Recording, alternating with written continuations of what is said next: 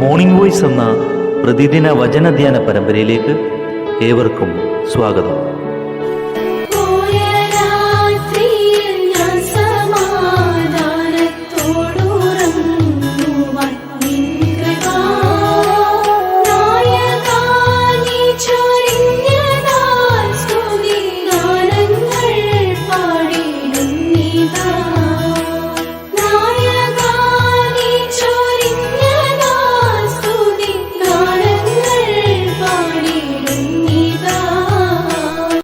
ഇന്ന് നമ്മോട് ധ്യാനചിന്ത പങ്കുവയ്ക്കുന്നത് സുശേഷകൻ അശോക് കുമാർ തിടനാട്. പ്രാർത്ഥനകൾ ശ്രവിച്ചാലും. ദൈവനാമത്തിന് മഹത്വം. മോർണിംഗ് വോയ്സ് ശ്രദ്ധിക്കുന്ന എല്ലാ പ്രിയപ്പെട്ടവർക്കും യേശുക്രിസ്തുവിൻ്റെ നാമത്തിൽ സ്നേഹ വന്ദനം. ഇന്നത്തെ ധ്യാനത്തിന് ആധാരമായി മത്തായിയുടെ സുവിശേഷം 26-ാം അധ്യായം 63-ാം വാക്യം. നീ ദൈവപുത്രനായ ക്രിസ്തു തന്നെയോ? ഞാൻ ആകുന്നു. യേശുക്രിസ്തുവിനെ 5 കോടതികളിൽ 6 പ്രാവശ്യം വിസ്തരിക്കുന്ന ചരിത്രം സുവിശേഷങ്ങളിൽ രേഖപ്പെടുത്തിയിട്ടുണ്ട്. വിസ്താരവേളകളിൽ ക്രിസ്തുവിനെതിരെ കള്ളസാക്ഷ്യങ്ങൾ കൊണ്ടുവരികയും അവയ്ക്കെതിരെ ഒരു മറുപടിയും ക്രിസ്തു പറയാതിരിക്കുകയും ചെയ്യുന്നു. എന്നാൽ ഇവിടെ തൻ്റെ വ്യക്തിത്വത്തെ ചോദ്യം ചെയ്തുകൊണ്ട് മഹാപുരോഹിതൻ ചോദിക്കുന്നു, നീ ദൈവപുത്രനായ ക്രിസ്തു തന്നെയോ? മറുപടി, ഞാൻ ആകുന്നു. യേശുക്രിസ്തുവിൻ്റെ ജീവചരിത്രം നാം പരിശോധിച്ചാൽ പരസ്യ ജീവിത കാലഘട്ടത്തിൽ ഇതുപോലെ തന്നെ ക്രിസ്തു ദൈവപുത്രനെന്ന് സ്വയം പ്രഖ്യാപിക്കുന്നു. ഇവിടെ വിസ്തരിക്കുന്ന സമയത്ത് പ്രിയമുള്ളവരെ, ലോക ചരിത്രം നാം പരിശോധിച്ചാൽ യേശുക്രിസ്തുവിനെ പോലെ ഇത്ര കൃത്യതയോടും വ്യക്തതയോടും കൂടെ കാര്യങ്ങളെ സംസാരിച്ചിട്ടുള്ള മറ്റൊരാളെ കാണുവാൻ നമുക്ക് ഇല്ല. തൻ്റെ വ്യക്തിത്വം കൃത്യമായി വെളിപ്പെടുത്തുന്നു. തൻ്റെ പ്രവർത്തന പദ്ധതിയും ഇവിടെ വെളിപ്പെടുത്തുന്നുണ്ട്. അതിൻ്റെ അടുത്ത വാക്യത്തിൽ 26-64 സർവശക്തൻ്റെ വലതുഭാഗത്ത് ഞാൻ ഇരിക്കും, ആകാശമേഘങ്ങളെ വാഹനമാക്കി ഞാൻ വരും. ഈ പ്രഖ്യാപനവും ക്രിസ്തു നടത്തുകയാണ്. അപ്പോൾ 3 കാലങ്ങളെ പ്രതിനിധീകരിച്ചു കൊണ്ടുള്ള ക്രിസ്തുവിൻ്റെ വാക്കാണത്.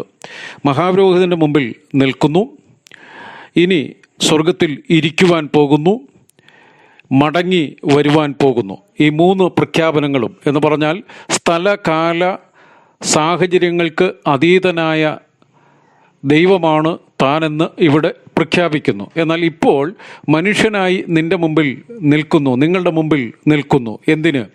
മനുഷ്യവർഗത്തിൻ്റെ പാപങ്ങൾക്ക് പരിഹാരം വരുത്തുവാനാണ് വന്നത് എന്ന പ്രഖ്യാപനത്തിൻ്റെ നിവൃത്തീകരണത്തിന് വേണ്ടി ഇവിടെ നിൽക്കേണ്ടി വരുന്നു. എന്നാൽ ആ വിസ്താരത്തിനൊടുവിൽ പീലാത്തോസിൻ്റെ കൽപ്പനപ്രകാരം ക്രിസ്തുവിനെ ക്രൂശിക്കുന്നു. ക്രിസ്തു ക്രൂശിൽ മരിച്ച് അടക്കപ്പെട്ട് ഉയർത്തെഴുന്നേൽക്കുന്നു. ആ സത്യത്തെക്കുറിച്ച് പിന്നീട് രേഖപ്പെടുത്തുന്ന ഒരു വാക്യം കൂടെ നമ്മുടെ ശ്രദ്ധയിൽ കൊണ്ടുവരുവാൻ ആഗ്രഹിക്കുന്നു. റോമർക്കെഴുതിയ ലേഖനം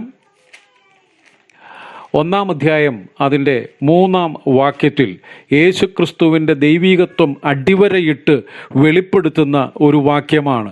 ജഡം സംബന്ധിച്ച് ദാവീദിൻ്റെ സന്തതിയിൽ നിന്ന് ജനിക്കുകയും മരിച്ചിട്ട് ഉയർത്തെഴുന്നേൽക്കുകയാൽ വിശുദ്ധിയുടെ ആത്മാവ് സംബന്ധിച്ച് ദൈവപുത്രൻ എന്ന ശക്തിയോടെ നിർണയിക്കപ്പെടുകയും യേശുക്രിസ്തുവിൻ്റെ ഉയർപ്പിലൂടെ യേശുക്രിസ്തു ദൈവപുത്രൻ സമം ദൈവമാണെന്ന് ലോക മനസാക്ഷിയുടെ മുമ്പിൽ കൃത്യമായി വിവരിക്കുകയും ചെയ്യുന്ന സംഭവമായിട്ടാണ് ബൈബിൾ യേശുക്രിസ്തുവിൻ്റെ ഉയർപ്പിനെ വെളിപ്പെടുത്തിയിരിക്കുന്നത്. സ്വർഗം വിട്ട് ഭൂമിയിലേക്ക് ഇറങ്ങി വരികയും മനുഷ്യവർഗത്തിൻ്റെ പാപങ്ങൾക്ക് പരിഹാരം വരുത്തുവാൻ ക്രൂശിൽ മരിക്കുകയും കല്ലറയിൽ അടക്കപ്പെടുകയും പറഞ്ഞതുപോലെ തന്നെ 3-ാം ദിവസം ഉയർത്തെഴുന്നേൽക്കുകയും ചെയ്തു. ഈ ക്രിസ്തുവിനെ പോലെ വേറെ ആരുമില്ല. സ്വർഗത്തിൽ നിന്ന് ഭൂമിയിലേക്ക് വരികയും ഭൂമിയിൽ ജീവിക്കുകയും മനുഷ്യവർഗത്തിൻ്റെ യഥാർത്ഥ പ്രശ്നമായ പാപത്തിന് പരിഹാരം തന്നുകൊണ്ട് ക്രൂശിൽ മരിച്ച് അടക്കപ്പെട്ട് ഉയർത്തെഴുന്നേറ്റ മറ്റൊരു വ്യക്തിത്വമില്ല. അപ്പോൾ യേശുക്രിസ്തു ഈ ഭൂമിയിലേക്ക് വന്ന വ്യക്തിത്വമാണ്, ഇനി വരികയും ചെയ്യും. അങ്ങനെയുള്ള ക്രിസ്തുവിനെക്കുറിച്ചാണ് ഈ വേദഭാഗങ്ങളെല്ലാം വെളിപ്പെടുത്തുന്നത്. അതുകൊണ്ട് പ്രിയമുള്ളവരെ, വിശദീകരണം കൂടാതെ പറയട്ടെ, ക്രിസ്തുവിനോട് തുല്യൻ ക്രിസ്തു മാത്രമാണ്. സ്വർഗത്തിൽ നിന്ന് മനുഷ്യനായി ലോകത്തിലേക്ക് വന്ന ഏക വ്യക്തിത്വം.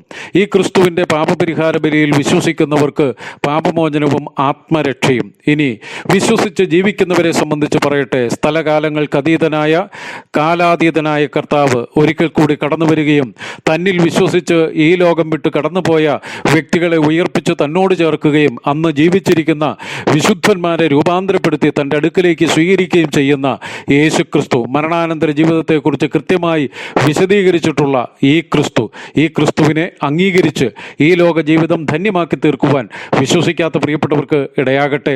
വിശ്വസിക്കുന്ന പ്രിയമുള്ളവരോട് ഒരു വാക്ക്: ഇതുപോലെ മറ്റൊരു വ്യക്തിത്വമില്ല. സ്വർഗം വിട്ട് ഭൂമിയിൽ വന്ന് നമ്മെ സ്നേഹിച്ച് നമുക്ക് വേണ്ടി ജീവനെ തന്ന് മരിച്ചടക്കപ്പെട്ട് ഉയർത്തെഴുന്നേറ്റ് ഇന്നും ജീവിക്കുന്ന ഈ ക്രിസ്തുവിന് വേണ്ടി നമുക്ക് ജീവിക്കാം. നശ്വരമായ ഈ ഭൂമിയിൽ നാം നേടുന്നതെല്ലാം അനശ്വരനായ കർത്താവിന് വേണ്ടിയും ഈ ലോക ജീവിതത്തിൻ്റെ ശേഷമുള്ള കാര്യങ്ങൾക്ക് വേണ്ടിയും പ്രയോജനപ്പെടുത്തിക്കൊണ്ട് ഇവിടെ ജീവിക്കാം. കർത്താവ് നമ്മെ സഹായിക്കട്ടെ. ദൈവനാമം മഹത്വപ്പെടുമാറാകട്ടെ.